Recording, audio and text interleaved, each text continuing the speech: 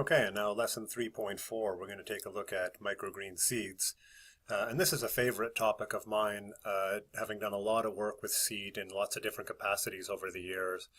And I can't stress enough that the quality of your microgreens really starts with the quality of your seeds. And you really can't grow good microgreens without good seed, period. You can make some adjustments to try and buffer whatever lack you're getting because of seed quality, but it's super crucial that you start with good seed.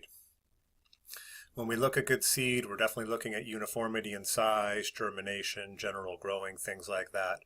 So we'll take a look at some points. And I'm just showing a few pictures here, which are things I pulled out of the archive that really make me think, like, I can see in so many ways why it's such good seed.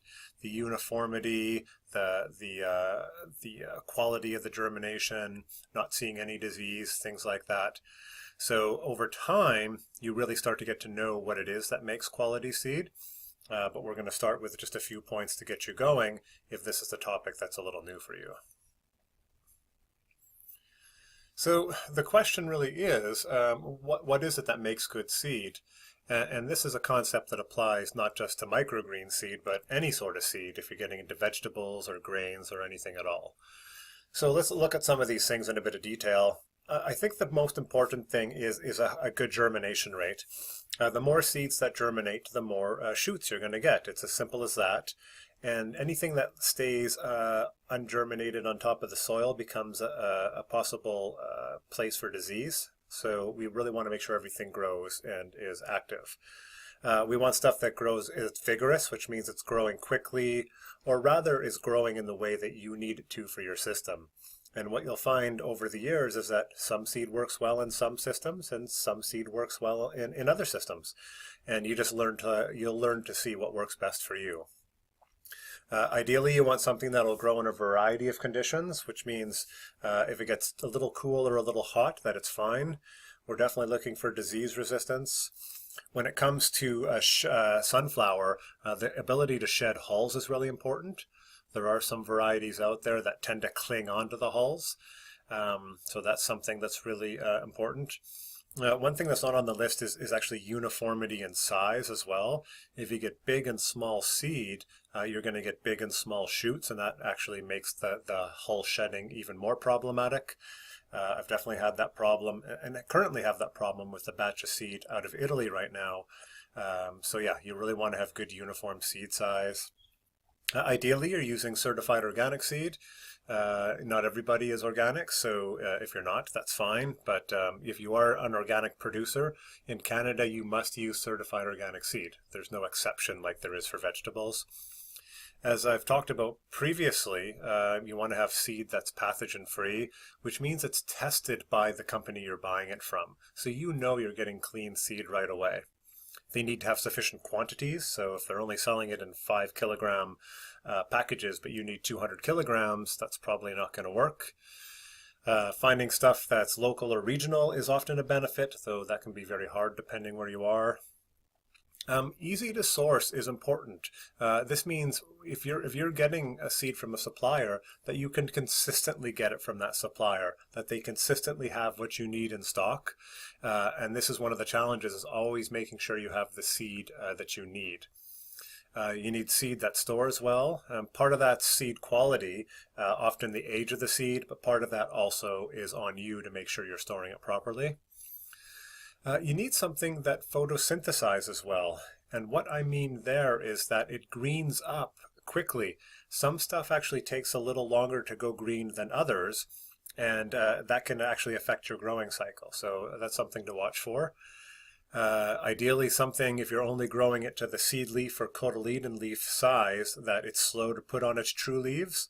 Sometimes you see something putting on its true leaves a little early, and that can be a sign of bitterness. Good leaf size is usually relative to seed size. And yeah, just having a good eating texture. Sometimes you might be able to grow a good crop, but for whatever reason, the texture just isn't quite right.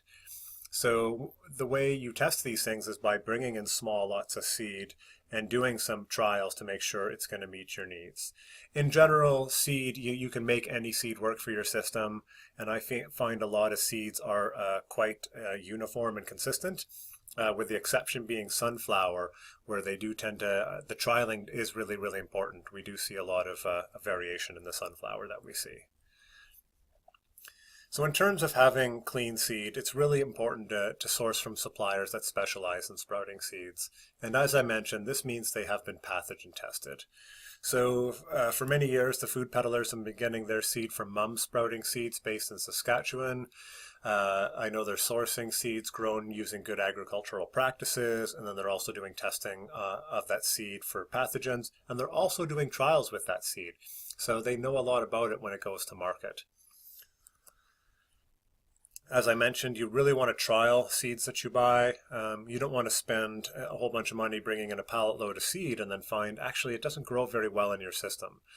This is particularly so with sunflower, where you might get a lot from the US or Canada or Italy. And each of these countries actually consistently provide similar seed between lots, but they're very different to each other.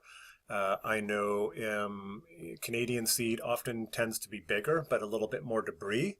The Italian seed very consistently is not uniform in size, and American seed I find is generally the best quality, but not always easy to get. So these are things you just learn after time, getting seeds from different countries over the years and just paying attention to the lots.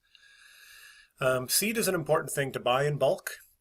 I generally try to buy as much seed as we can afford or we can store, and often I'm thinking about what do we need for the year, or how much do we like this lot, and how much should we bring in. If you know your sowing rate and about how much you're going to sow each week, it's pretty easy to calculate what your needs are. Just basically the number of grams of seed times the number of trays you seem to or anticipate sowing, and the time period in which you're looking at. So it's quite an easy calculation. It's always better to have more seed than less, though, I will tell you that. So this is the first seed lot that I ever bought. It was a hybrid seed out of North Dakota. Took me a very long time to source it, and it's the best seed I've ever used, actually. I have not seen anything as good since. As things progressed in our growth of our business, we would start ordering seeds by the pallet load. So this is, I believe, 75 kilograms of sunflower seed that we brought in. And this would last us a year to 2 years, depending on what our production looks like and the quality of the seed. So once again, storage is really, really crucial. If you're going to spend a bunch of money on seed and store it for a longer period of time, you need to make sure your storage conditions aren't going to contribute to the deterioration in quality of that seed. So your basic principles are dry and cool, and a good rule of thumb, you also need it low humidity, is that your temperature in Fahrenheit plus the relative humidity should be less than 100. So it's a good guideline for seed storage in general. You also want to make sure that no pests can get into that area. Seeds generally tend to be high in protein, and once rodents find them as a source, they're very persistent on getting to them. And then you want to keep your seed raised off the ground. I talk about this a lot, keeping stuff away from the ground in general to avoid ground contamination. And if there happens to be any flooding, you definitely don't want your seeds getting wet if that's a risk. So just storing them and handling really, really well. You also don't want them to get contaminated in storage after making a lot of effort to source pathogen-free seed and then trial it. So once you get that seed in your possession, it's really important that you take good care of it.